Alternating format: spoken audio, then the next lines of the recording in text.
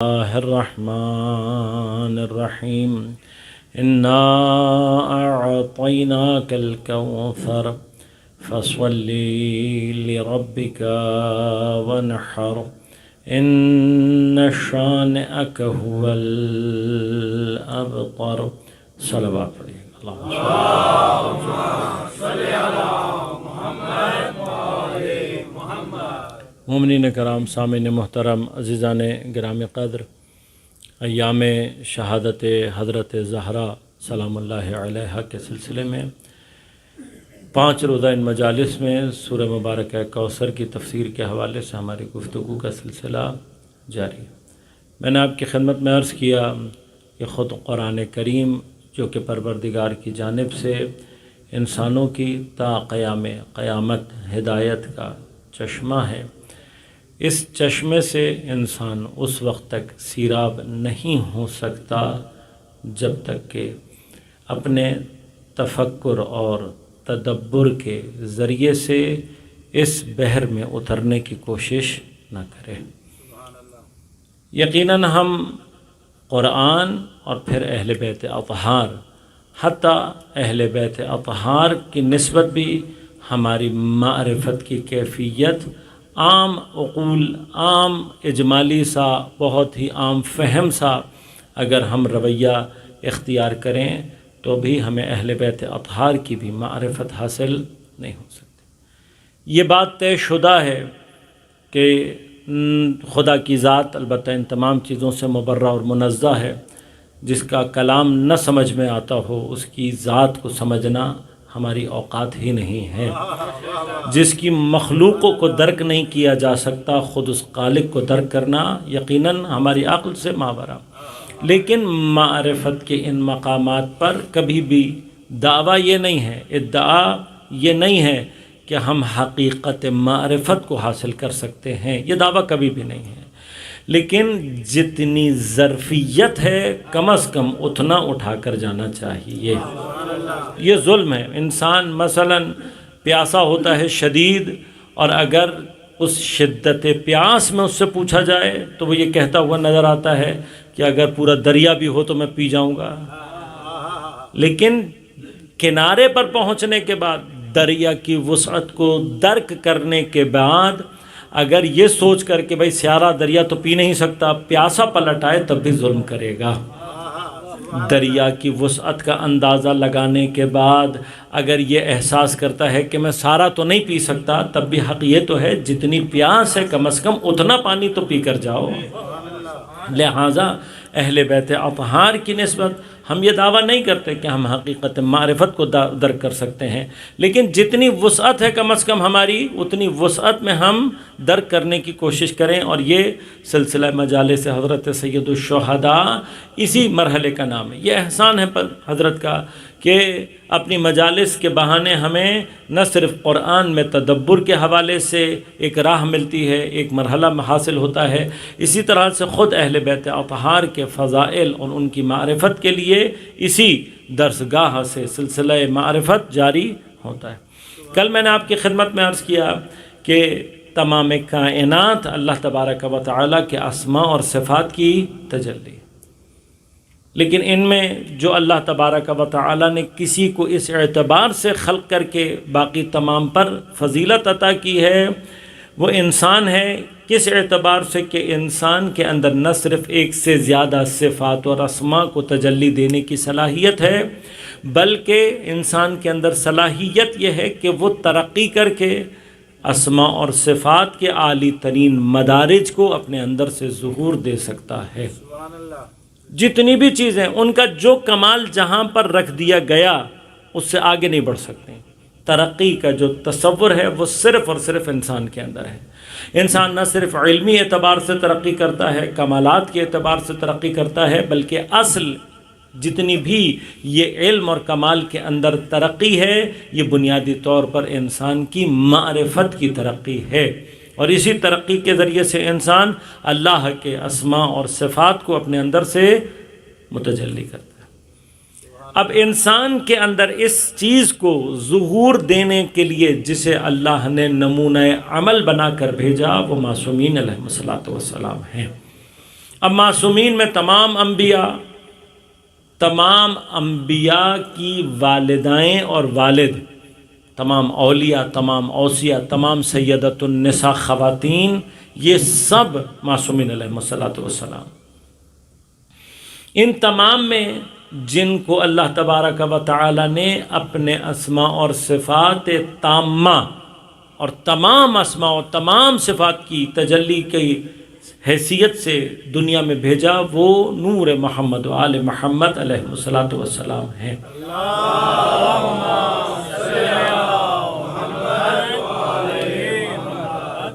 یہ یاد رکھیے گا کہ خدا کی بہت ساری صفات ایسی ہیں کہ جو صرف ایک ہی وقت میں ایک ہی ذات سے صرف اس وقت ظاہر ہو سکتی ہیں جب وہ ذات خود خالق کی ہو. کچھ صفات ایسی ہیں جو مخلوق کے اندر من حیث کہ وہ مخلوق ہے اس کیفیت سے کبھی بھی صادر نہیں ہو سکتی. لہٰذا انشاءاللہ یہ عقلی مباحث ہیں، لیکن کبھی اور فرصت رہے گی تو تفصیل سے عرض کروں گا کہ جیسے ہی اسماء اور صفات خالق خلقت یعنی مخلوق کے مرحلے میں داخل ہوتے ہیں تو کم از کم بھی جو ذوات تمام اسماء کو ظہور دے سکتی ہیں ان کا عدد 14 سے اوپر نہیں جاتا. بس یہ 14 یعنی یہ اب 14 مل کر تمام اسماء اور صفات الہیہ کو ظہور دیتے ہیں، لیکن ان کا 14 ہونا ہی ان کو مخلوق ثابت کرتا ہے، اسے خالق ثابت کرتا ہے. پر یہ فرق ہمیشہ سے باقی ہے. اب ان کے اندر بھی اللہ تبارک و تعالیٰ نے یہ 14 کیوں ہیں، اور پھر دنیا کے اندر آ کر خاص طور پر یہ 14 انوار 14 وجودوں سے ظہور کرتے ہیں. اور تمام کے تمام انوار آنے کے باوجود بھی یہ یاد رکھے کہ دنیا کے اندر یہ کیپیسٹی نہیں ہے کہ وہ تمام اسماء اور صفات اور تمام فضائل اہل بیت اطہار کو اپنے اندر سے ظہور دے سکے. کیپیسٹی نہیں ہے دنیا کی. لہٰذا اس دنیا کے اندر تمام جو مقامات فضائل اور معرفت اہل بیت ہیں وہ ظاہر بھی نہیں ہونے. کیوں؟ دنیا کے اندر کیپیسٹی نہیں. لہٰذا کل برادر نے برزخ کی طرف اشارہ کیا تھا. برزخ سے ایک سٹیپ آگے چل کے قیامت کا ذکر کرتا ہوں. موضوع انشاءاللہ عقائد کے ضمن میں کبھی رہا تو الگ سے بحث آپ کی خدمت میں عرض کروں گا. لیکن کبھی آپ نے سوچا کہ قیامت کو اتنا بڑا کیوں ہونا چاہیے، اتنی ایمنس کیوں ہے اس کا ٹائم اینڈ اسپیس؟ کہ سورہ معارج میں اللہ تعالیٰ ارشاد فرماتا ہے کان مقدارہ، قیامت کے ایک دن کی مقدار 50,000 سنہ. قیامت کے ایک دن کی مقدار دنیا کے 50,000 سالوں کے برابر ہوگی. اب یہ قیامت کا ایک دن ہے جس کی مقدار 50,000 سال. لہٰذا ذرا سی بھی ملٹیپلیکیشن آگے لے کر جائیں گے تو آپ خود بخود قیامت کے بارے میں کیا کہیں گے کہ یہ حیات ابدی ہے، لامحدود ہے. صرف اس کے ایمنس ہونے کو کتنی بڑی ہو سکتی ہے، اس کے اس قدر قدرت اور وسیع مکان و زمان کی حیثیت کو بیان کرنے کے لیے اللہ نے اس کو ایگزمپلیفائی کرنا چاہا تو کیا کہا؟ کان مقدارہ 50,000. یہ سب سے بڑا عدد ہے جو قرآن نے استعمال کیا. 50,000 سنہ، 50,000 سالوں کے برابر ایک دن ہے قیامت. تو کبھی آپ نے سوچا کہ یہ اتنا بڑا دن چاہیے کیوں؟ خاص طور پر اگر ہم اس میں یہ بات بھی شامل کر لیں کہ خدا سریع الحساب ہے، تیزی کے ساتھ حساب کتاب کرنے والا ہے. تو جب خدا سریع الحساب ہے تو یوم حساب کو اتنا بڑا رکھنے کی ضرورت کیا ہے؟ تو انشاءاللہ کبھی موضوع رہے گا تو وہاں تفصیل سے عرض کروں گا کہ قیامت کا مقصد صرف اور صرف ہمارا حساب کتاب نہیں ہے. قیامت کا ایک معنی یوم الدین بھی ہے. قیامت کا ایک لفظ، قیامت کا ایک اسم جو ہے وہ اللہ کی قدرت کے ظہور کا دن بھی قیامت کو قرار دیا گیا ہے، یوم اللہ بھی قرار دیا گیا ہے. کس اعتبار سے فرمایا کہ اس قدر اللہ نے اس کو بڑا رکھا اس لیے ہے کہ قیامت کے دن ایک کام یہ بھی ہوگا کہ بہت سارے اسماء اور صفات اور فضائل اہل بیت اطہار جو دنیا میں ظہور پذیر نہیں ہو سکتے، قیامت کے دن اللہ ان کو ظہور کر کے بتائے گا. کافروں کو یہ بتائے گا دیکھو تم نے کن کا انکار کیا تھا، اور مومنوں کو بتائے گا دیکھو تمہیں کن کی محبت عطا کی تھی. نعرہ حیدری، تطہیر پہ مل کے بلند تر سلوات. اللہم صلی اللہ۔ اچھا، ہم یہ سمجھتے ہیں کہ اہل بیت اطہار کی محبت کے ذریعے سے ہم مثلا خدا کے ساتھ ہم کوئی پارٹی بازی کر لیں گے، خدا کے ساتھ ہمارا کوئی ایسا کنیکشن ہوگا کہ ہم ہر جو الٹا سیدھا بھی خدا سے ان کے ذریعے سے مانگیں گے خدا ہمیں یہ خدا کا کوئی رول نہیں ہے۔ اس کو سب سے پہلے اپنے ذہنوں سے کلیئر کریں، اور یاد رکھیے گا اہل بیت اطہار کی محبت کو دنیا کی پست ترین چیزوں کے ساتھ معاملہ کرنے کی کوشش مت کیا کریں۔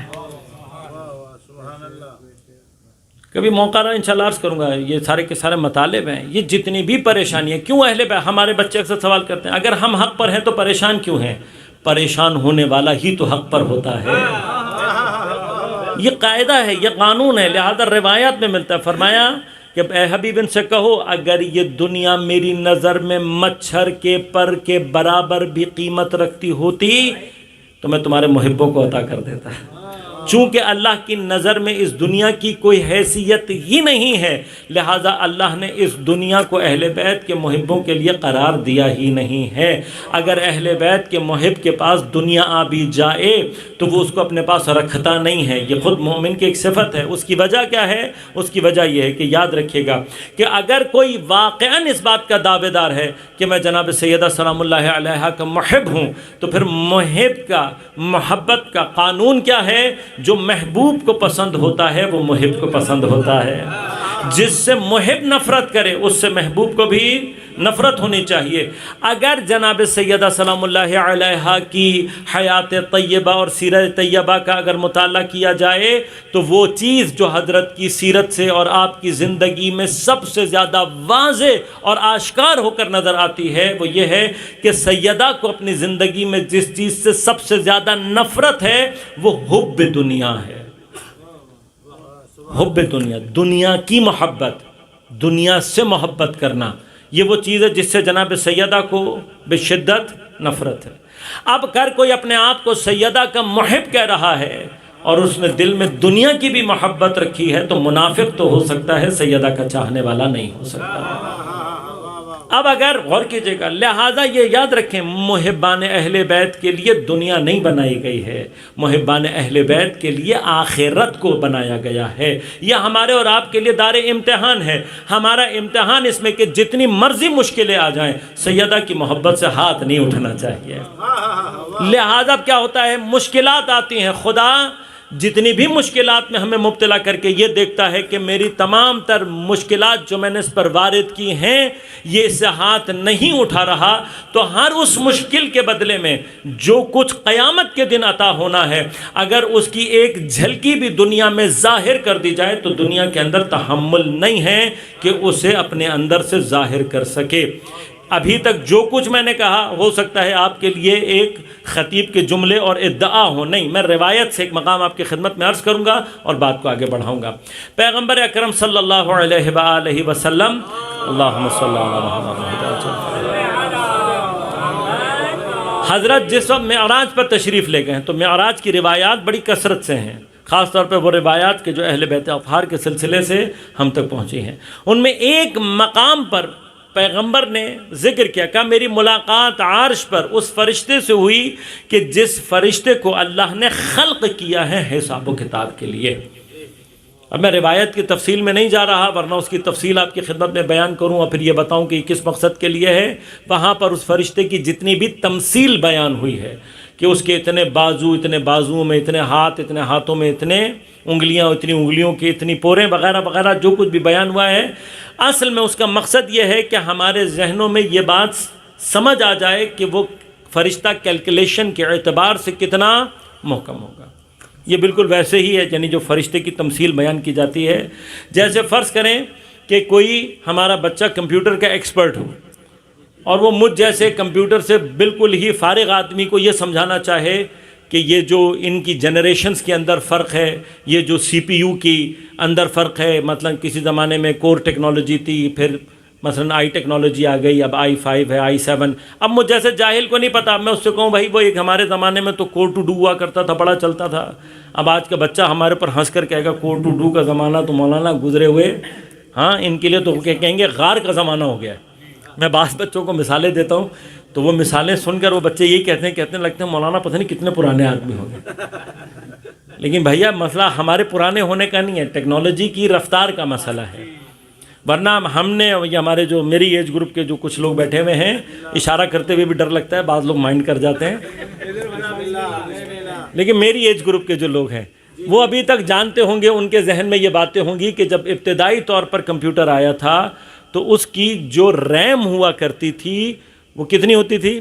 اگر کسی کو یاد ہو 64 MB.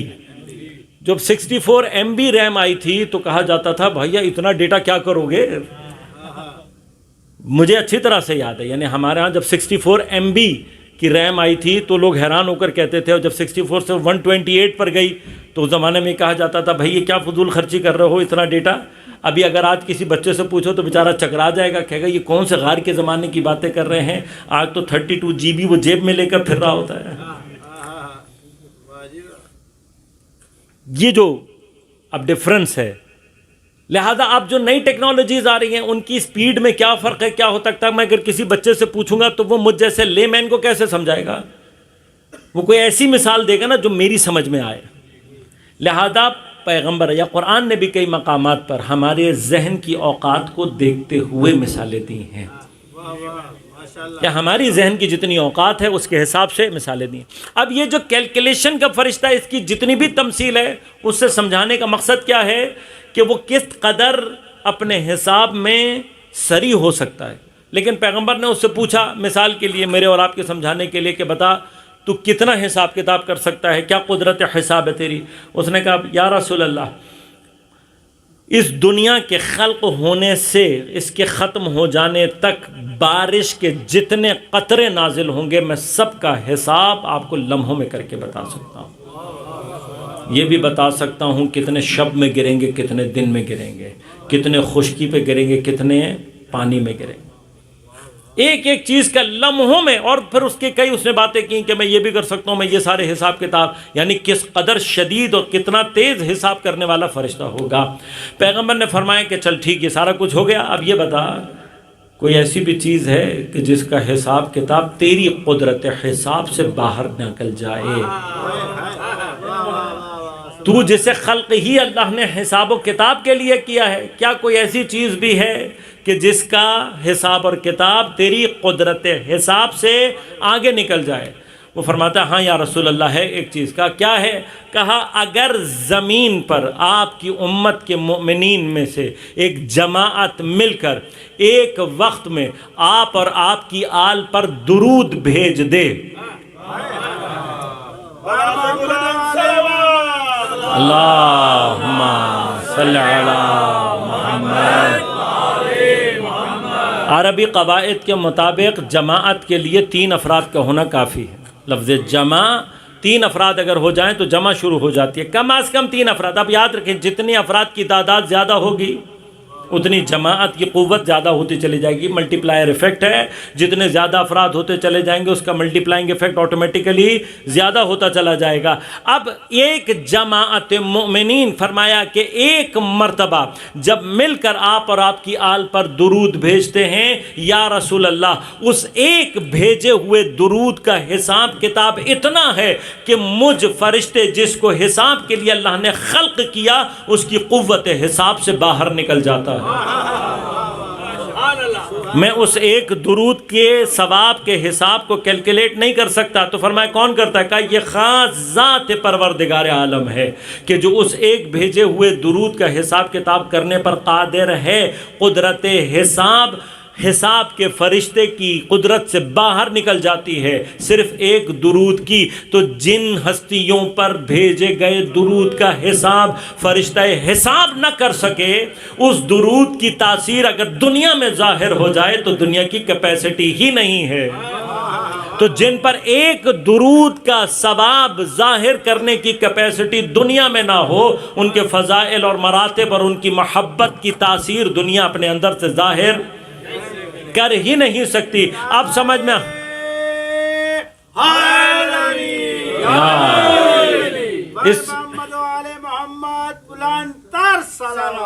اللہم صلی علی محمد وعلی محمد. لہٰذا یہ یاد رکھیے گا، جب بھی فرش سید الشہداء پر بیٹھیں، کہیں پر بھی آپ کا اجتماع ہو، درود جب بھی پڑھیں پوری کوشش کیا کریں سب پڑھیں اور مل کر اور ایک آواز کے ساتھ پڑھیں۔ جتنا آپ کی درود کے اندر شرکت زیادہ ہوگی اتنا اس درود کے ثواب کی کیفیت خود بخود شدید ہوتی چلی جاتی ہے۔ محمد وآل محمد صلوات اللہم صلی علی محمد وآل محمد۔ لہٰذا آپ غور کیجیے گا، جب ایک درود سے حاصل ہونے والے ثواب کی یہ کیفیت ہے تو خود ان ذوات مقدسہ کی اپنی مقام معرفت اور فضائل کیا ہوگی۔ لہٰذا قیامت کو ایمنس رکھا گیا اسی لیے تاکہ وہ ظہور دے سکے ان کی معرفت کے، ان کے فضائل کے بعض مقامات پر۔ اب ان تمام کے درمیان میں جب یہ دنیا میں آئے ہیں تو جو فرق ہے وہ فرق بھی دنیا کے اعتبار سے، کیونکہ دنیا کے اندر کیپیسٹی نہیں ہے، لہٰذا دنیا کی کیپیسٹی کے اعتبار سے 14 قالبوں میں، 14 جسموں میں ان کو ظہور دیا گیا تاکہ دنیا کی کیپیسٹی کے اعتبار سے ان کے کمالات اس دنیا کی جو کیپیسٹی اس کے اعتبار سے ظہور پیدا کر سکیں۔ لہذا اب غور کیجئے گا، اب جب ہم کسی ایک ذات کی بات کر رہے ہوتے ہیں ان میں سے تو مراد ہرگز یہ نہیں ہوتی کہ ہم خدا نخواستہ ان کے درمیان کوئی کمپیریزن کر کے کسی کو کسی پر فضیلت دینے کی کوشش کر رہے ہوتے ہیں، یہ سب مرحلہ نہیں ہے۔ میں اس کی ایک مثال آپ کی خدمت میں عرض کروں گا، ہو سکتا ہے بات میں آپ تک پہنچا سکوں۔ اگر یہ بات آپ تک پہنچ گئی تو پھر کبھی بھی کوئی آپ سے بحث کرے یہ مثال ذہن میں رکھیے گا اور یہ بتا دیجئے گا کہ یہاں پر کمپیریزن کی بحث نہیں ہے۔ اب اس کی بہترین مثال کیا ہے؟ یہ خود بھی چونکہ اسماء و صفات الہیہ کی تجلی ہیں، اسی سے مثال دوں گا۔ پروردگار عالم کا اگر ذات، اس میں ذات کی بات کی جائے تو وہ اسم مبارک جلالہ اللہ تبارک و تعالی، اللہ اسم جلالہ اللہ، اس کے جمیع صفات اور جمیع کمالات اور ذات کا اسم اللہ ہے، لیکن وہ رحمان ہے یا نہیں، رحیم ہے یا نہیں، کریم ہے یا نہیں، رحیم ہے یا نہیں، قدیر ہے یا نہیں، علیم ہے یا نہیں، یہ تمام کے تمام بھی اسماء اور صفات الہیہ ہیں۔ اب کیا آپ یہ کہہ سکتے ہیں کہ اللہ تبارک و تعالی مثلا علیم زیادہ ہے یا قدیر، یا اس کی رحمان صفت زیادہ اچھی ہے یا رحیم صفت زیادہ اچھی ہے، وہ کریم زیادہ ہے یا ودود زیادہ ہے، حنان زیادہ ہے یا منان زیادہ ہے؟ اگر میں حنانیت کو بیان کروں تو کیا منانیت کا قائل نہیں ہوں؟ اگر کیا میں اس کی جباریت کو بیان کر رہا ہوں تو کیا میں اس کی قہاریت سے انکار کر رہا ہوں؟ نہیں، آپ کہیں گے جب ایک صفت کو بیان کیا جا رہا ہوتا ہے چونکہ اس کی بازگشت اصل لفظ اللہ کی طرف ہی ہے اور یہ ساری اسی کی صفات ہیں تو ان کے درمیان کمپیریزن نہیں ہے، کمپیریزن نہیں ہے۔ جدا جدا کر کے سمجھنے میں ہر ایک صفت کو جب الگ دیکھا جائے گا تو اس کے اپنے اندر معانی ہیں، اس کے اپنے الگ کیفیات ہیں۔ بالکل اسی طرح سے یاد رکھیے گا، یہ 14 کے 14 معصومین اپنی حقیقت نورانیہ میں سب صرف اور صرف حقیقت محمدیہ رکھتے ہیں، لہذا کلنا محمد ہے۔ لیکن جب یہ حقیقت نورانیہ محمدیہ دنیا میں 14 جسموں 14 قالبوں میں ظہور کرتی ہے تو پھر محمد و آل محمد کی صورت میں سامنے آتی ہے۔ اب ان 14 کو جب ہم الگ الگ، مثلا جب شہادت کو امام حسین سے بیان کریں گے تو باقیوں سے ان کو افضل قرار نہیں دے رہے ہوتے، یہ بتاتے ہیں کہ اگر وجود مبارک پیغمبر اس جگہ پر ہوتے، ان سرکمٹانسز میں ہوتے تو اسی شہادت کی کیفیت کو ایسے ہی ظہور دیتے۔ لہذا ان کی صفات کو جب الگ سے بیان کیا جا رہا تو کسی کو کسی پر فضیلت نہیں دی جا رہی ہوتی، ایک ہی حقیقت کی صفات کو بیان کیا جا رہا ہوتا ہے۔ لہذا ان کے درمیان یہ کوئی کمپیریزن نہیں ہے، کسی کو کسی پہ فضیلت دینا نہیں ہے۔ اور یہ یاد رکھیے گا، میں ہر جگہ اس بات کو بڑی شدت کے ساتھ تاکید کرتا ہوں، آپ کے درمیان بھی کروں گا کہ اسی کیفیت کو اولنا محمد، اوسطنا محمد، آخرنا محمد اور کلنا محمد، کہ جس کے اوپر ہم نے کئی سال نعرے بھی لگائے، لیکن اس کی جو سب سے خوبصورت ترین ڈیفینیشن اور تفسیر ہے وہ رہبر معظم نے اپنی کتاب 250 سالہ انسان میں کی ہے۔ اس کتاب کا مطالعہ ضرور کریں، چاہے روزانہ 2 صفحے کر کے کریں، کوئی اور کتاب آپ پڑھیں یا نہ پڑھیں، یہ کتاب ضرور پڑھیے گا۔ کیوں؟ اس روایت کی اگر واقعاً تفسیر اور صحیح معنی میں دیکھنا چاہتے ہیں یہ کتاب آپ کو دکھائی دے گی۔ رہبر کی اس کتاب کا جو عنوان ہے 250 سالہ انسان، اس کو لفظ کیوں دیا آپ نے 250 سالہ کا؟ یہ ایسا لگتا ہے کہ 250 سال میں 14 آدمی نہیں، ایک ہی آدمی ہے جو مختلف صورتوں میں زندگی گزار کر گیا ہے، لہذا ثابت کیا ہے انہوں نے، پھر ثابت بھی کیا سیرت سے، کہا بالکل ثابت ہوتا ہے یہ تاریخ میں کہ جہاں پر پیغمبر کی حیات ختم ہو کر مولا کائنات کی زندگی ابتدا کر رہی ہے، اگر پیغمبر کو یہی سرکمٹانسز دیے جاتے، پیغمبر بے عین ہی وہی کرتے جو مولا کائنات نے کیا۔ جہاں پر مولا کائنات کی حیات ختم ہو کر امام حسن کی سلسلہ شروع ہوتا ہے کہ اگر حضرت پیغمبر اور مولا کائنات کو یہی سرکمٹانسز دیے جاتے، وہ بے عین ہی وہی کرتے جو امام حسن مصطفیٰ نے کیا۔ اب آگے بڑھتے چلے جائیں، ہر مقام وہی ظہور کر کے دے گا جو باقیوں کو اس مقام پر کرنا چاہیے۔ یعنی اگر آپ صرف افراد کو تبدیل کر دیں تو نام تو تبدیل ہو سکتا ہے، سیرت اور عمل ایک رہے گی۔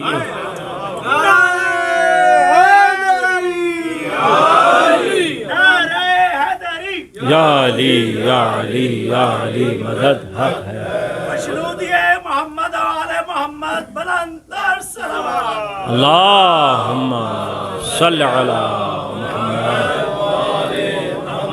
لہذا اب اگر ہم کسی ایک ذات پر گفتگو کر رہے ہیں تو باقیوں کے لیے ثابت ہے، یہاں کمپیریزن نہیں ہے، کسی کو کسی پہ فضیلت دینے کی بحث ہے ہی نہیں۔ ان تمام اسماء اور صفات میں نے کل آپ کی خدمت میں کیا عرض کہ جس ذات کو اللہ نے اپنے اسرار کی تجلی بنایا وہ ذات گرامی حضرت زہرا سلام اللہ علیہا۔ لہٰذا یہ یاد رکھیے گا، جناب سیدہ اصلاً حضرت کا جو نام گرامی ہے فاطمہ سلام اللہ علیہا، یہ نام اس کے بارے میں بھی جب ائمہ سے پوچھا گیا تو امام نے کیا فرمایا؟ کہ فاطمہ کا معنی ہوتا ہے دور رکھنے یا دور کرنے کے، لیکن روایات مختلف کیوں ہیں؟ اس لیے کہ ہر ایک کی اوقات کے مطابق امام نے جواب دیا۔ کسی نے آ کر جب سوال کیا تو امام نے اوقات دیکھتے ہوئے کہا کہ آپ کو فاطمہ اس لیے کہا گیا کہ اللہ آپ کے محبوں کو آگ سے دور رکھے گا، دوزخ سے دور رکھے گا، اور آپ کے دشمنوں کو، آپ کا بغض رکھنے والوں کو جنت سے دور رکھے گا۔ لیکن جس کے اندر حیثیت تھی، جس کے اندر ذرا سی فضائل کو برداشت کرنے کی کیپیسٹی تھی، جب اس سے بات کی تو امام نے اس کو پلٹ کر جواب دیا، کہا میری جدہ کا نام فاطمہ اس لیے رکھا گیا کیونکہ اللہ نے اس ذات کو اور اس کی معرفت کو عام عقلوں سے دور رکھا ہے۔ بس اگر عام عقلوں سے دور ہے تو اس کا مطلب کیا ہے؟ سیدہ عام عقل میں آنے والی ہے ہی نہیں۔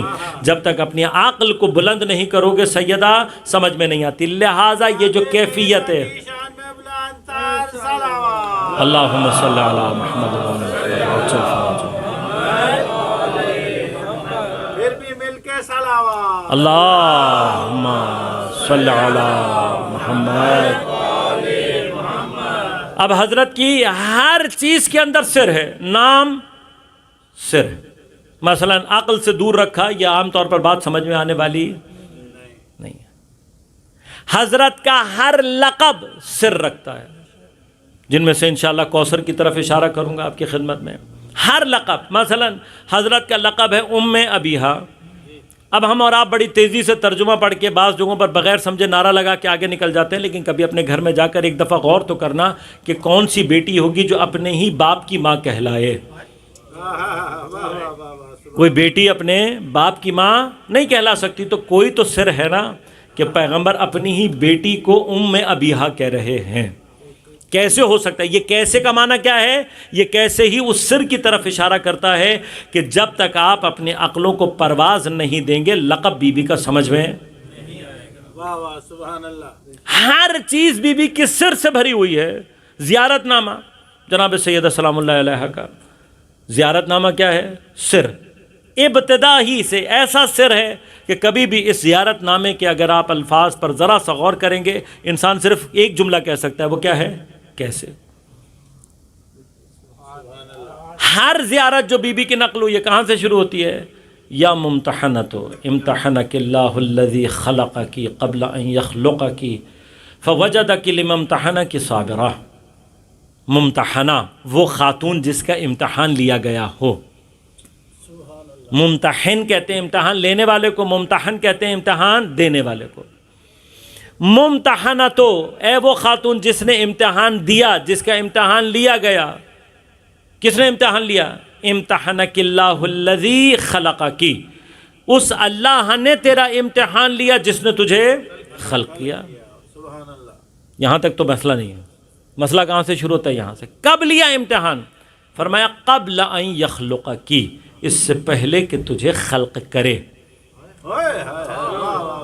नारा हैदरी, बुलंदतर सलावत। अल्लाहुम्मा सल्ली अला। अब मैंने जुमला कहा, ख़ास तौर पे मेरे बच्चों के जहन में फ़ौरन ही सवाल उठ गया होगा, क्या? कैसे? जो ज़ात अभी खल्क नहीं हुई है उसका इम्तिहान कैसे हो सकता है? और फिर यही नहीं कि इम्तिहान हुआ, फरमाया व वजदकी लिमम्तहनकी साबिरा, और जो इम्तिहान अल्लाह ने लिया उस इम्तिहान में आपको उसने साबिरा पाया। मुझे नहीं मालूम, अभी खल्क नहीं है तो वजूद कहाँ से आया? अब ये क्या बहस है? यहाँ पर खिलकत से मुराद क्या है? क़ब्ल अन यख़्लुक़ा कैसे हो सकता है? ये कैसे क्या बता रहा है? जिस बीबी की ज़ियारतनामा पढ़ रहे हो वो आम अक़ल में आने वाली नहीं है। लिहाजा बीबी के अलक़ाब हैं। अस्सलामु अलैकि अय्यतुहल मुहद्दसा, मुहद्दिसा नहीं है, मुहद्दिसा उसे कहते हैं जो हदीस को नक़ल करे, मुहद्दसा उसे कहते हैं जिसने फ़रिश्तों से बात की हो। मैंने बात कही, आपके जहन में फ़ौरन सवाल आया होगा, कैसे? ये कैसे ये बताता है कि जिस बीबी की बात कर रहे हो वो क्या है? क्या है वो बीबी? सिर है। अस्सलामु अलैकि अय्यतुहल हौराउल इंसिया, सलाम हो आप पर ए इंसानी हूर। हूर का ताल्लुक जन्नत से है, इंसान का ताल्लुक दुनिया से है। हज़रत पैगंबर क्या कह रहे हैं? मेरी बेटी क्या है? हौराउल इंसिया, एक ऐसी इंसानी हूर है। अब ये पूछोगे ना कैसे? हर कैसे ये बता रहा है कि सैयदा आक़ल से, लिहाजा सैयदा का इस्म जितने भी हैं वो सारे के सारे सिर्री हैं। सैयदा के जितने अलक़ाब हैं वो सारे के सारे सिर्री हैं। सैयदा की विलादत भी सिर है, शहादत भी सिर है, सीरत भी, लिहाजा मस्तूर है। मस्तूर का माना क्या है?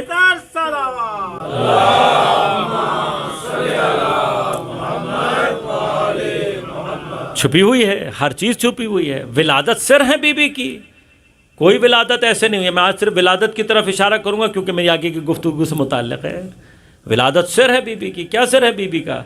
बीबी की विलादत का सबसे बड़ा सिर यह है कि पैगंबर ने जब फ़ज़ाइल बर्दाश्त करने वाला मजमा देखा तो एक मरतबा फरमाया कि मेरी बेटी सैयदा के नूर को अल्लाह ने आदम के खल्क़ होने से पहले खल्क़ किया। फिर लोगों ने फरमाया कि आदम से पहले भी कहा, आसमान और ज़मीन की खिलकत से पहले खल्क़ किया। का अगर आसमान और ज़मीन नहीं थे तो क्या सैयदा इंसान नहीं है? का हिया हौराउल इंसिया, सैयदा सिर्फ इंसान नहीं है बल्कि इंसानी हूर है। अब ये तफसील है, मैं तफसील में नहीं जा रहा, लेकिन जब ये मकाम बयान हुआ तो इसी में पैगंबर ने बयान किया, इसी रिवायत में।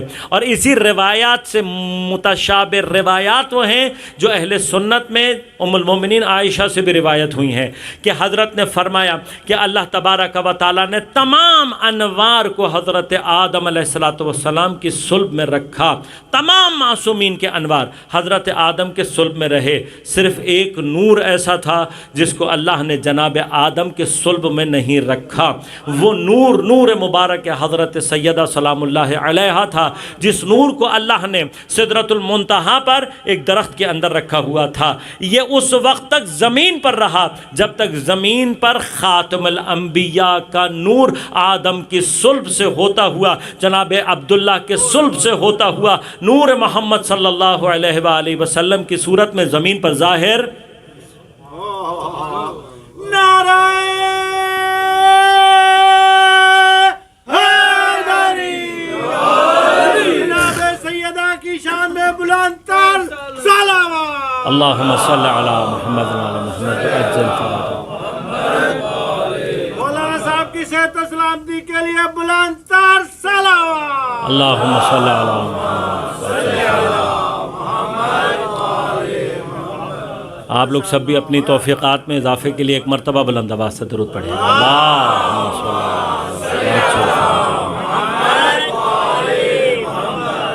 زمین پر جس وقت خاتم النبیین حضرت کا نور ظاہر ہو گیا، آپ آ گئے اور آپ کو بعثت کا مرحلہ بھی حاصل ہو گیا، خاتم النبیین ختم نبوت کے ساتھ جب زمین پر پہنچ گئے تو اللہ نے حضرت کو، واحد نبی ہے جس کو کیا عطا کی ہے حضرت کو؟ معراج. کبھی انشاءاللہ معراج پر بھی گفتگو رہی تو وہاں پر آپ کی خدمت میں عرض کروں گا کہ انشاءاللہ یہی جو سارا مرحلہ ہے کہ معراج پر یہ بحث ہے کہ آیا جسم گیا نہیں گیا. جسم بھیجنے سے پہلے یہ دیکھو کس کا جسم گیا ہے. معراج کے لیے لوگ اوپر دیکھ رہے ہوتے، بابا معراج کہیں اوپر نیچے نہیں ہے. معراج اصل میں مادے کا سفر ہے ملکوت کی جانب، ملک سے سفر ہے ملکوت کی جانب. ملکوت پہ جانے کے لیے آسمان پہ جانے کی ضرورت نہیں ہوتی.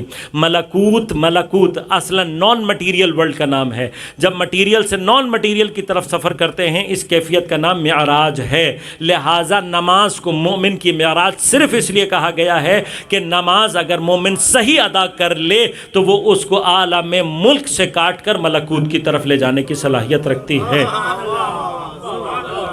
پیغمبر، آپ غور کیجئے گا، پیغمبر کی معراج بعد میں سمجھیے گا، پہلے یہ سمجھیے گا کہ جس مادے سے نور پیغمبر اکرم صلی اللہ علیہ وآلہ وسلم آ کر متصل ہوتا ہے، اس نور کے اتصال کی پہلی کیفیت یہ ہوتی ہے کہ وہ مادہ اپنی بہت ساری صفات کو تبدیل کر دیتا ہے. عام مادہ جتنا بھی ہوتا ہے اگر وہ کثیف ہو، اوپیک ہو، تو اس کے اندر سے لائٹ کراس نہیں ہوتی. جتنا شفاف ہوگا اس میں سے لائٹ کراس ہوگی. واحد جسم مبارک حضرت پیغمبر ہے جس کا کوئی سایہ نہیں تھا. اب میں جتنے بھی یہ کہتے ہیں کہ جی 40 سال میں نبوت ملی، اس سے پہلے نبی نہیں تھے وغیرہ وغیرہ، ان تمام سے یہ سوال کرتا ہوں کہ مجھے چھوڑ دے باقی باتیں، بس یہ بتا کیا پیغمبر کا سایہ 40 سال کے بعد غائب ہوا یا جب؟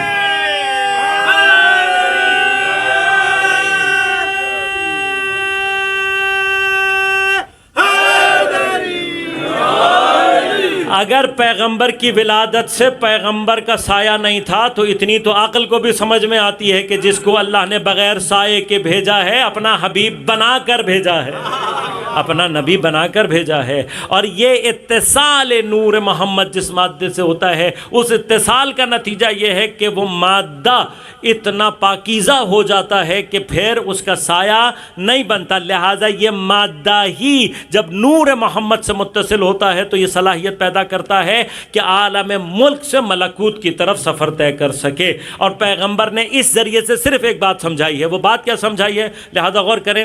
میں ابھی معراج پڑھ نہیں رہا ہوں، صرف ایک اشارہ کرنا چاہتا ہوں کیونکہ ایک مقام تک پہنچانا چاہتا ہوں کہ آپ کے ذہن میں یہ ساری روایات، اسے تیزی سے پڑھوں گا، کہ جب حتیٰ اپنے جسم کو چھوڑ کر لوگ صرف نالین کی باتیں کرتے ہیں. میں کہتا ہوں نالین ہی تو نہیں تھی، پیغمبر کا تو لباس بھی تھا.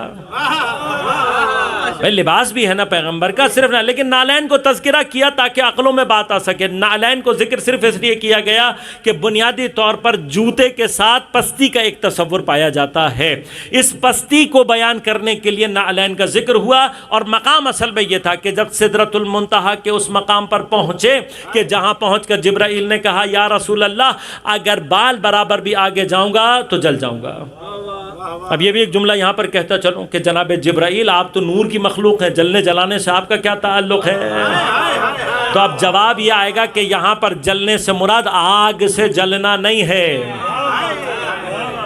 دیکھیے جناب بہلول کل ہمارے برادر ذکر کر رہے تھے، اسی جملے کو دوہرا دوں یہاں پر میں کہ جناب بہلول نے بھی ایک زمانے میں بڑے سائنٹیفکلی جواب دیا تھا ایک دہریے کو جو پیدا ہو گیا، بظاہر اپنے آپ کو عالم دین اور دین سے متعلق بیان کرتا تھا، لیکن ساتھ ساتھ اس کے اعتقادات کیا تھے؟ اس کا ایک عقیدہ یہ تھا جو چیز دکھائی نہیں دیتی وہ وجود نہیں رکھتی. ایک عقیدہ اس کا کیا تھا کہ عقیدہ یہ تھا کہ انسان اپنے افعال میں اختیار نہیں رکھتا. کیوں؟ اس لیے کہ اگر اختیار رکھتا ہے تو بادشاہ جتنے ظلم کر رہا ہے ان سب کا گناہ اس کے اوپر جائے گا. تو جب وہ اپنی مرضی سے کر ہی نہیں رہا، خدا کی مرضی سے کر رہا ہے، تو بادشاہ کا کوئی گناہ. یہ سارے عقیدے سیاسی رہے ہیں تاریخ میں، سارے عقیدے تاریخ میں سیاسی رہے. اور آخر میں ایک عقیدہ کیا تھا کہ بھئی شیطان کو جہنم میں نہیں ڈالا جائے گا. کیوں؟ آگ کا بنا ہوا ہے، جو آگ کا بنا ہوا ہے اسے آگ نہیں جلا سکتی. تو اب ایسے کو جواب ایسے ہی دیا جاتا ہے جیسے جناب بہلول نے دیا.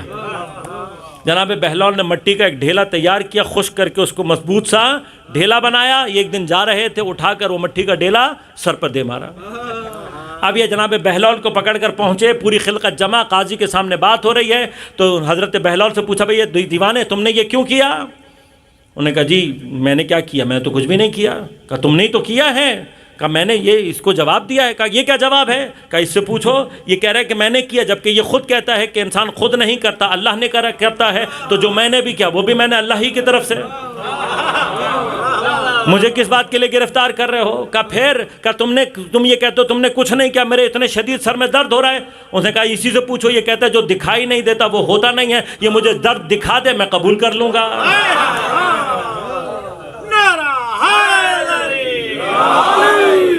تیسرا مرحلہ، کہا بھئی یہ کیوں اتنا شور مچا رکھا؟ تم نے اس کو پتھر مارا ہے. کہا میں نے پتھر کہاں مارا ہے. اس کا اپنا عقیدہ ہے کہ شیطان کو اس لیے نہیں جلایا جائے گا کہ وہ آگ سے بنا ہوا ہے، آگ کو نہیں جلاتی. جس چیز کو میں نے اس سے مارا اس سے پوچھو وہ کیا تھا. کہا مٹی کا. تجھے کس سے بنایا گیا؟ کہا مٹی کا. جب آگ کو کچھ نہیں کر سکتی تو مٹی کو کیا کرے گے؟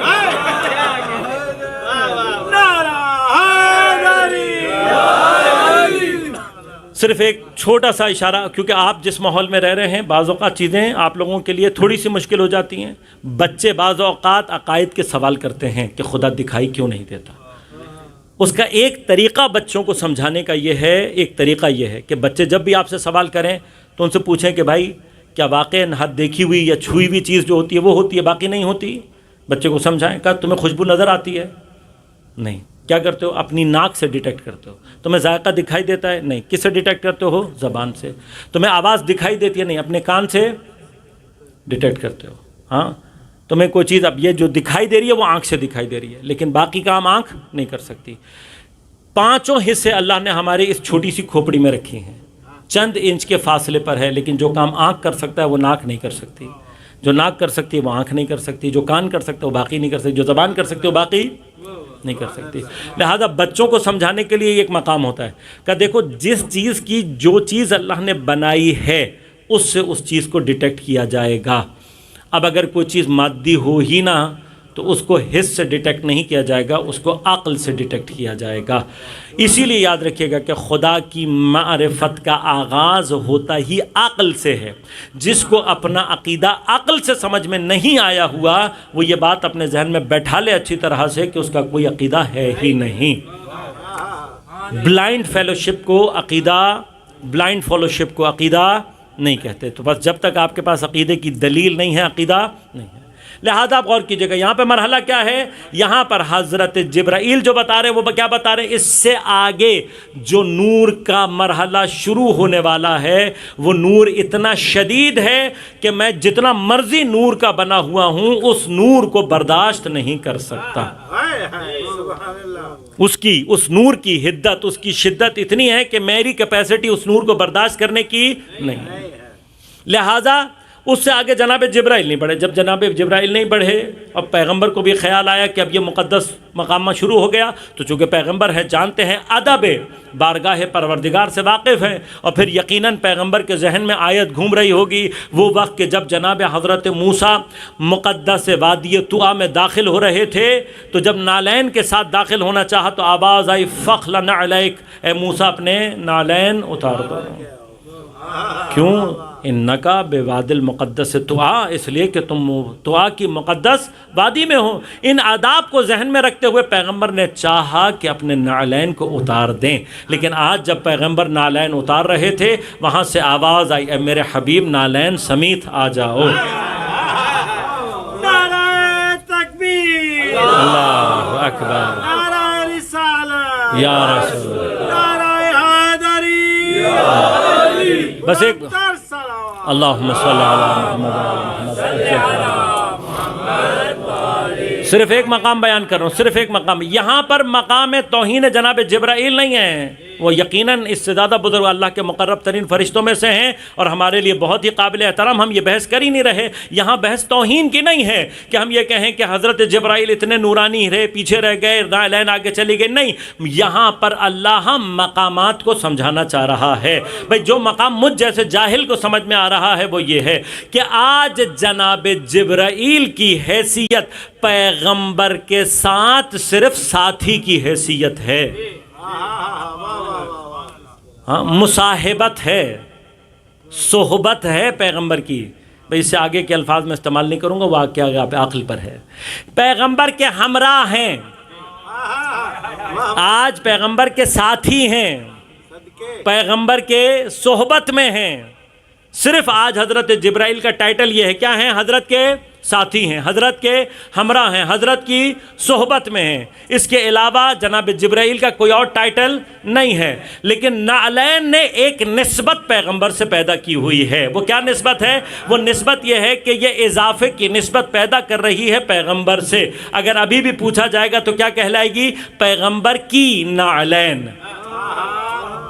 پیغمبر کی نعلین یعنی پیغمبر سے ایک نسبت پیدا کر رہی ہے. کس چیز کی؟ ایک نسبت اضافت پیدا کر رہی ہے پیغمبر سے. جبکہ جناب جبرائیل کی حیثیت اس وقت اضافے کی نہیں ہے, آپ ساتھ ہیں, اللہ نے ساتھ رکھ کر بھیجا تھا. بس اس کا معنی کیا ہوا؟ اس کا معنی یہ ہوا کہ معراج نے ایک بات یہ سمجھا دی, پیغمبر کے ساتھ ہونا اور ہوتا ہے, پیغمبر کے ساتھ نسبت رکھنا اور ہوتا ہے. اگر نعلین پیغمبر سے نسبت پیدا کر لے اس مقام تک پہنچ سکتی ہے جہاں جبرائیل نہیں پہنچ سکتے. یہ نسبت اضافے کی ہے, اعتباری ہے. پیغمبر کئی مرتبہ نعلین تبدیل کر سکتے ہیں, لیکن جہاں کوئی نسبت اگر حقیقی بن جائے اور اتنی حقیقت بن جائے کہ پیغمبر کسی کو بضعۃ منی کہہ رہے ہوں,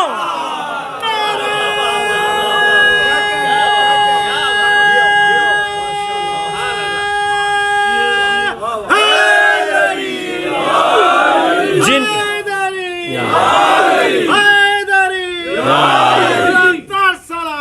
اللہم صلی علی محمد یہاں تو نسبت کا مرحلہ اور آگے بڑھ گیا. پیغمبر کسی کو اہلیت کے علاوہ صرف یہ نہیں کہہ رہے یہ اہل بیت ہیں, بلکہ کہہ رہے ہیں انہم منی وَأَنَا مِنْهُمْ لَحْمُهُمْ لَحْمِي دَمُهُمْ دَمِي. یہ کہہ رہے ہیں پیغمبر ان کا خون میرا ہے, ان کا لہو میرا ہے, ان کا گوشت میرا ہے, یہ مجھ سے ہیں, میں ان سے ہوں. جہاں منیت کے یہ مرحلہ آ جائے وہاں سے اہل بیت شروع ہوتے ہیں. تو جب نعلین نسبت پیدا کر کے ساتھی سے افضل ہو جائے تو پھر پیغمبر کا کوئی بھی ساتھی کسی بھی مرحلے پر اہل بیت جیسا ہو ہی نہیں سکتا.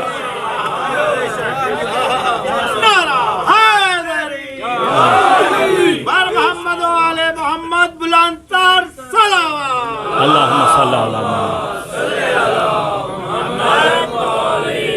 سریت نور حضرت زہرا یہ ہے کہ یہ ابھی تک زمین پر نہیں, کیوں نہیں آیا؟ خدا کچھ تو بتانا چاہ رہا ہے. یہ سر کھلے گا معراج پر جا کر, اور معراج پر جا کر جب کھلا اب کسی کو تو نہیں پتا, یہ تو آ کر پیغمبر نے بتایا, اور پیغمبر نے ہی آ کر بعد میں بتایا کہ کیا ہوا, جسے جناب ام المؤمنین نے بیان بھی کیا کہ پیغمبر نے بتایا کہ جب میں وہاں پہنچا اللہ نے مجھے ایک سیب دیا. اب یہ سیب, یہ تماثیل ہیں کہ انشاءاللہ کبھی اور بات کروں گا. کہا لیکن ایک تمثیل دی, کیا ایک سیب دیا, اور جب میں نے اس سیب کو کھولا اس سے ایک نور ایسا ذات ساتے ہوا کہ جس نے میرے اوپر بھی ہیبت کو طاری کر دیا. پیغمبر نے آواز دے کر کہا نبی خوف کھانے کی ضرورت نہیں ہے, یہ نور میری خاص کنیز جناب زہرا کا ہے.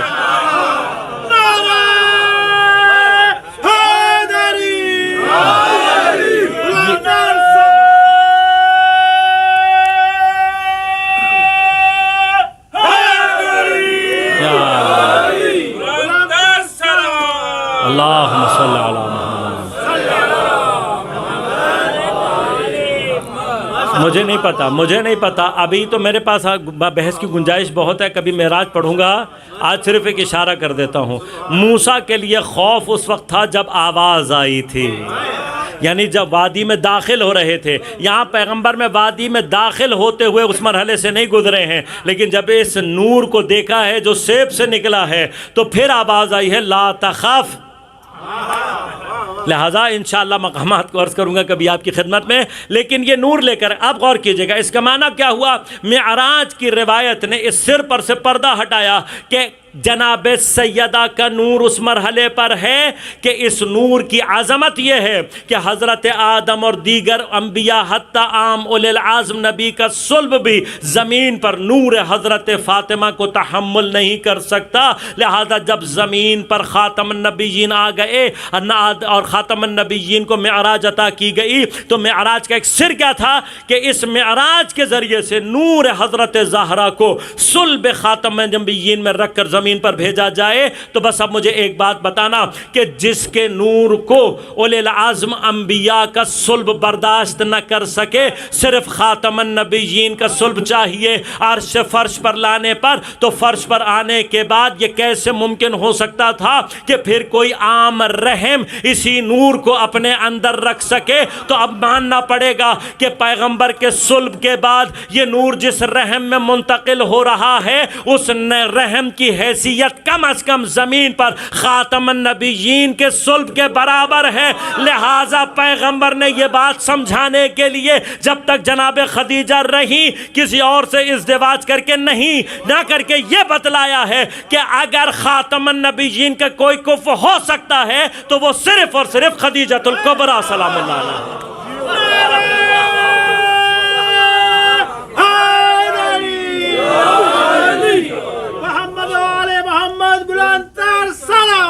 اللہم صلی علی محمد۔ تو اب یہ سوچیں کہ اس نور کو دنیا میں ظہور کرنے کے لیے عرش سے فرش پر لانے کے لیے خاتم النبیین کا صلب چاہیے، اور پھر اتنا کافی نہیں ہے، خاتم النبیین کے صلب سے منتقل ہو کر جس رحم مطہر میں رہے گا وہ رحم مطہر اس سیدہ کا ہونا چاہیے کہ جو اپنی کیفیت میں خاتم النبیین کے کفو ہو سکے۔ لہذا خود جناب سیدہ کے بعد اگر کائنات کی تمام خواتین میں کوئی افضل ترین خاتون ہے تو وہ خاتون جناب خدیجہ الکبریٰ سلام اللہ علیہا۔ یہ وہ بی بی جس کی ولادت کے اندر بھی سر ہے، یہ سر ہے کہ اس سری انداز سے پروردگار نور حضرت زہرا سلام اللہ علیہا کو عرش سے فرش کی طرف بھیج رہا ہے۔ حیات بھی سر ہے بی بی کی، شہادت میں بھی سر ہے۔ شہادت کے سر ہیں، اسرار ہیں۔ اکثر لوگ سوال کرتے ہیں کہ سیدہ دروازے پر کیوں آئیں؟ اکثر بچے سوال کرتے ہیں مولا کائنات نے تلوار کیوں نہیں نکالی؟ یہ یاد رکھیے گا کہ میں نے کل بھی عرض کیا تھا، اپنی عقلوں سے معصوم کو، بلکہ معصوم کی سیرت سے اپنی عقل کو سمجھانا ہے۔ اگر یہ سوال اسی طرح سے اٹھایا جائے تو پہلے یہ سوال اسی لیے پیغمبر اپنے بعد حضرت امیر کو جناب ہارون سے نسبت کیوں دے کر گئے؟ اس کی ایک وجہ یہ بھی ہے کہ یہ ہارون امت ہے، اس کے اوپر جو تہمتیں لگتی ہیں وہ وہی ہیں جو حضرت ہارون پر ہے۔ لہٰذا اگر یہ سوال تم حضرت امیر کے بارے میں کرتے ہو تو پہلے حضرت ہارون کے بارے میں کرو کہ حضرت ہارون نے جب دیکھا کہ پوری امت گوسالہ پرست بن رہی ہے تو تلوار کیوں نہیں نکالی؟ جواب دیا نا حضرت نے کہ اگر میں تلوار نکالتا تو ایسا فتنہ اور فساد ہوتا کہ پھر دین الہی خطرے میں پڑ جاتا۔ حضرت امیر کے تلوار نہ نکالنے کی ایک واحد اور سیدھی سادی سی وجہ یہ ہے کہ دشمن جانتے تھے کہ اگر آج علی نے تلوار نکال لی دین اسلام میں ایسا رخنہ پیدا ہوگا کہ جسے پر کرنا ناممکن، پیغمبر کی ساری جتنی بھی محنت ہے وہ ختم ہو جائے۔ لہذا علی کی شجاعت کا اصل امتحان یہ تھا کہ جو انگلیاں خیبر اکھاڑ لیں وہ مدینہ کے اوباشوں کے سامنے سر جھکا کر بیٹھا ہوا ہے۔ کوئی مرحلہ تو نہیں ہے، یہ جانتے ہیں کہ علی نے اگر تلوار اٹھا لی یہاں پر لاشیں اٹھانے والا کوئی نہیں ہوگا، لیکن علی کے صبر کا امتحان ہے، لہٰذا علی خاموش ہیں۔ سیدہ کیوں آئی ہیں میدان میں؟ اگر سیدہ نہ آتی تو آج حضرت امیر پر تہمت یہ لگ رہی ہوتی کہ یہ لڑائی سیاست کی لڑائی تھی، یہ لڑائی کرسی کی لڑائی تھی، سیاسی اقتدار کی لڑائی تھی، لیکن سیدہ دروازے کے پیچھے آ کر یہ ثابت کر گئیں کہ یہ اقتدار کی جنگ نہیں ہے، یہ دین کے دشمن جو دین کو نابود کرنے کے لیے آئے تھے، ان کا تعلق دین سے نہیں۔ لہذا سیدہ کا اسی وجہ سے خود امام حسین کا بیویوں کو اپنے ساتھ لے جانے کا جو فلسفہ تھا وہ اصل میں یہ تھا کہ ان کے ذریعے سے تاریخ میں پیغام یہ پہنچے گا، اور پہنچا کہ یہ لوگ امام حسین کے سیاسی دشمن نہیں تھے، یہ لوگ دین پیغمبر کو ختم کرنا چاہتے تھے۔ لہذا سیدہ چونکہ اب جانتی ہیں حجت خدا ہے کہ کہاں حجت خدا کو اپنی حجت کو اتمام کرنا ہے، لیکن ان مراحل سے پہلے کی سیدہ کی مصیبتیں یہ ہیں کہ سیدہ کے بابا کا جنازہ رکھا ہوا ہے، اور سیدہ اس بات کی منتظر ہے کہ شاید کوئی آ کر بابا کا پرسہ دے گا، لیکن وہاں امت ایسی سیاست کی جنگ میں لگی ہوئی ہے کہ کئی دن تک سیدہ کو بابا کا پرسہ دینے کے لیے کوئی نہیں آیا۔ اور پھر اس کے بعد جو واقعات ہیں اس کے بارے میں تاریخ میں یقیناً تردد پایا جاتا ہے کہ کون سے واقعات کس وقت پیش آئے، پہلے فدق چھینا گیا یا پہلے دروازہ جلایا گیا۔ یہ مباحث تاریخ میں مشوش ہیں، لیکن اکثر علماء کا کہنا یہ ہے کہ پہلے بی بی کے دروازے کو آگ لگائی گئی ہے اور اس کے بعد فدق چھینا گیا۔ لیکن سیدہ اس سارے دوران جس وقت یہ سارے مرحلے ہوئے ہیں تو سیدہ گھر میں بیٹھی نہیں ہیں، بلکہ تاریخ یہ کہتی ہے جس کے دروازے پر لوگ سوالی بن کر جاتے تھے وہ حسنین کا ہاتھ پکڑ کر لوگوں کے دروازوں پر گئی ہے صرف ولایت کا سوال کرنے، جو کبھی گھر سے نہیں نکلتی، جو اس بات کو پسند نہیں کرتی کہ کوئی نامحرم آواز کو سنے، ولایت کے تحفظ اور اتمام حجت میں صحابہ کے دروازے پر کھڑی ہے، ہاتھوں میں حسنین کے ہاتھ ہیں، اور دروازوں پر جا کر دستک دیتی، جب کوئی آتا باہر تو پوچھتی انسیتم قول رسول اللہ یوم غدیر من کنت مولاہ فہذا علی مولا، کیا تم نے پیغمبر کا غدیر کے دن کا یہ قول بھلا دیا کہ پیغمبر نے کہا جس کا میں مولا ہوں اس کا علی مولا؟ اتنی کوشش کے باوجود حضرت امیر کا ساتھ دینے کے لیے 4 سے زیادہ لوگ سامنے نہیں آئے، اور ان تمام حالات کے گزرنے کے باوجود جب تک حضرت مقاومت کر رہے تھے حکومت کی جانب سے پریشر بڑھتا چلا جا رہا تھا، اور جب ایک دن اطلاع ملی کہ کچھ لوگ علی کے گھر میں موجود ہیں تو ایک مرتبہ اپنے کچھ افراد کو بھیجا کہ جاؤ اور جا کر علی کو گرفتار کر کے لے کر آؤ۔ تاریخ میں ایک خط کا ذکر ملتا ہے، اکثر لوگ یہ کہتے ہیں کہ جی یہ تاریخ کا یہ خط ضعیف ہے، اس کی روایت ضعیف ہے۔ میں نے کل بھی آپ کی خدمت میں عرض کیا تھا کہ تاریخ کی تحقیق کا معیار اور ریسرچ میتھڈالوجی مختلف ہے۔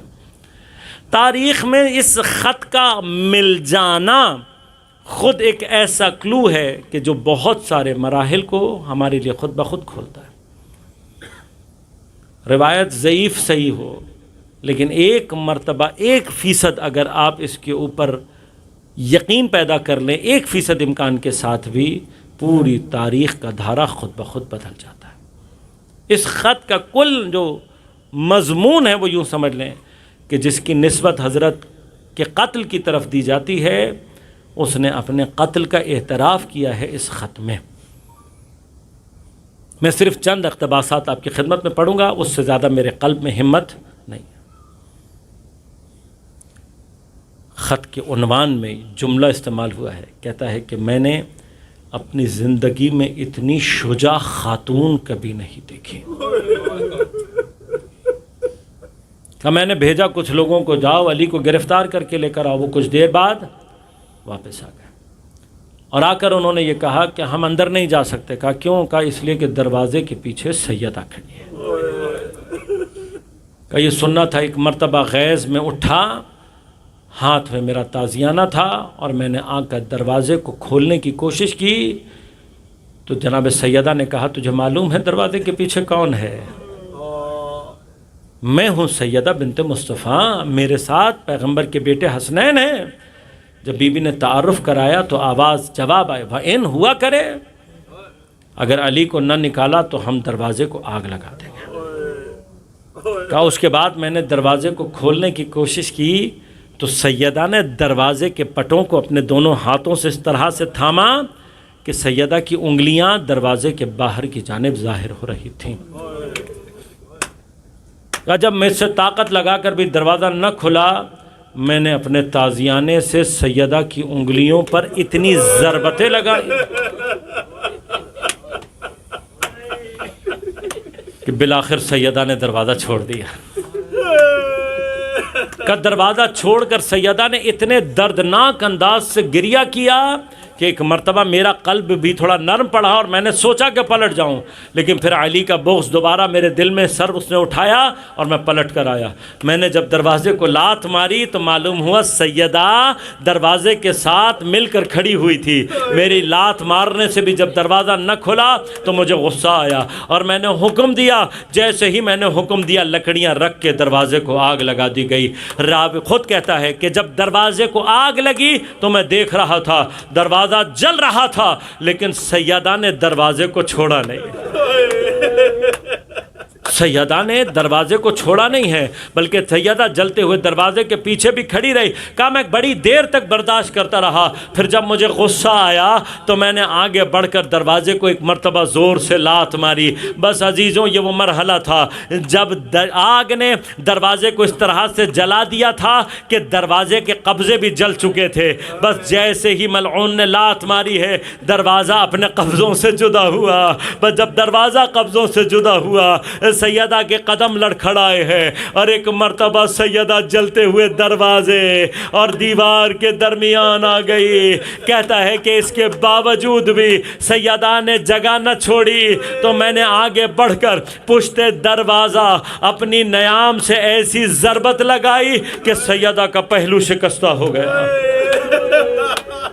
پہلو شکستہ ہوا سیدہ کا اور سیدہ زمین پر گر کر رو رہی تھی۔ اور ایک مرتبہ سیدہ نے رو کر کہا واہ محمدہ، واہ مصیبتہ۔ لیکن عزیزو، سیدہ کی مظلومیت کا مقام یہ ہے، سیدہ کی مظلومیت کا مقام یہ ہے، کائنات کا مشکل کشا سیدہ سے کچھ قدم کے فاصلے پر موجود تھا۔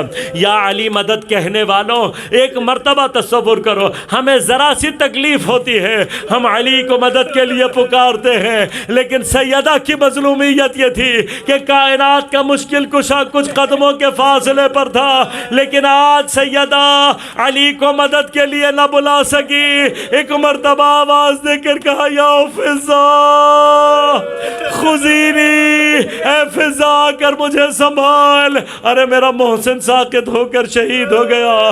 جناب فضا نے آگے بڑھ کر سیدہ کو سہارا دیا۔ جیسے ہی سیدہ نے دیکھا کہ لوگ گھر میں وارد ہو رہے ہیں، ایک مرتبہ سیدہ تمام قد کے ساتھ دوبارہ کھڑی ہو گئی۔ اس مقام پر ملعون خط میں لکھتا ہے میں نے اتنی شجاع خاتون زندگی میں کبھی نہیں دیکھی۔ سیدہ پھر تمام قد کے ساتھ میرے سامنے کھڑی تھی۔ کہ ایک مرتبہ میں نے ہاتھ اٹھا کر ایسا تماچا لگایا، سیدہ زمین پر گر گئی۔ ملعون کہتا ہے آج بھی مجھے مقنے کے نیچے سے سیدہ کا گوشوارہ ٹوٹنے کا احساس ہوتا ہے۔ سیدہ زمین پر گری، ہم نے آگے بڑھ کر علی کے گلے میں رسی باندھی اور رسی کو کھینچ کر لے کے جا رہے تھے۔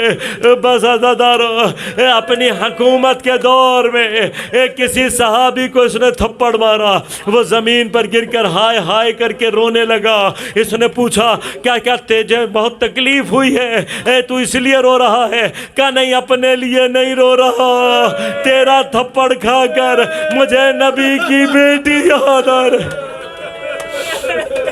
بس عزادارو، علی علیہ السلام کے گلے میں رسی باندھ کر لے کر جا رہے تھے۔ بس یہ آخری منزل تھی۔ سیدہ نے ایک مرتبہ خود کو دوبارہ کھڑا کیا اور ایک مرتبہ علی کے سامنے آ گئی اور آ کر کہا اگر تم نے ابو الحسن کو نہ چھوڑا، میں اپنے سر سے چادر ہٹا کر تمہارے لیے بد دعا کروں گی۔ بس جیسے ہی سیدہ نے یہ کہا، ایک مرتبہ لوگ خوف زدہ ہو کر پیچھے ہٹ گئے۔ سیدہ علی کو بچا کر لے آئی بس عزادارو اب سمجھ میں آتا ہے ایک کربلا میں زہرا کے بچوں کو تربیت کہاں سے ملی۔ اب جب میں زینب کو جلتے ہوئے خیموں میں جاتا ہوا دیکھتا ہوں تو معلوم ہوتا ہے زینب نے یہ تربیت کہاں سے لی تھی۔ جب میں میدان میں حسین کو بار بار گر کر کھڑا ہوتا ہوا دیکھتا ہوں تو مجھے سمجھ میں آتا ہے حسین کو تربیت کس نے دی ہے۔ لیکن عزیزو بس ایک جملہ کہہ کر مصائب کو تمام کروں گا۔ جب بی بی نے یہ کہا نا کہ میں سر سے چادر ہٹا کر بد دعا کروں گی، لوگ خوف زدہ ہو کر پیچھے ہٹ گئے، لیکن بی بی خدا جانے وہ کتنے بے غیرت تھے جنہوں نے عاشور کے دن پہلے امام حسین کو قتل کیا، پھر آگ لے کر خیموں کو جلایا، پھر تمہاری بیٹیوں کی چادروں کو اتار لیا، سر برہنا کوفہ اور شام کے بازاروں میں۔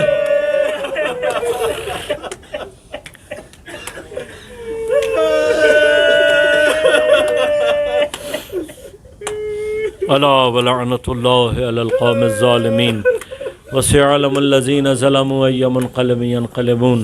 بار الہ بحق زہرا و ابیہا و بعلہا و بنیہا، ہماری عبادت کو اپنی بارگاہ میں قبول و منظور فرما۔ بحق زہرا و ابیہا و بعلہا و بنیہا، منتقم زہرا، منتقم کربلا، منتقم شہداء، امام زمان کے ظہور میں تعجیل فرما۔ بار الہ تمام علماء مراج اعظام کی حفاظت فرما۔ بار الہ تمام مؤمنین و مسلمین جہان کو اپنے حفظ و امان میں رکھ۔ بار الہ بحق زہرا و ابیہا و بعلہا و بنیہا، جہاں جہاں مؤمنین و مسلمین جہان باطل سے برسر پیکار ہے ان کو نصرت و کامیابی عنایت فرما۔ بار الہ بالخصوص غزہ اور فلسطین کے مسلمانوں کو نصرت عنایت فرما۔ اسرائیل اور اس کے جتنے حامی ہیں اور جتنے منافقین ہیں بار الہ ان سب کو نیست و نابود فرما۔ بار الہ بحق زہرا و ابیہا و بعلہا و بنیہا، تمام مؤمنین کو اپنے حفظ امان میں رکھتے ہوئے ان کی پریشانیوں کو دور فرما، مشکلات کو آسان فرما، بیماروں کو صحت کامل عاجل عنایت فرما۔ بار الہ ہم سب کو امام زمان عجل اللہ تعالیٰ فرجہ الشریف کے اعوان و انصار میں شمار ہونے کی توفیق عنایت فرما۔ ربنا تقبل منا انک انت السمیع العلیم برحمتک یا ارحم الراحمین۔ ماتم حسین۔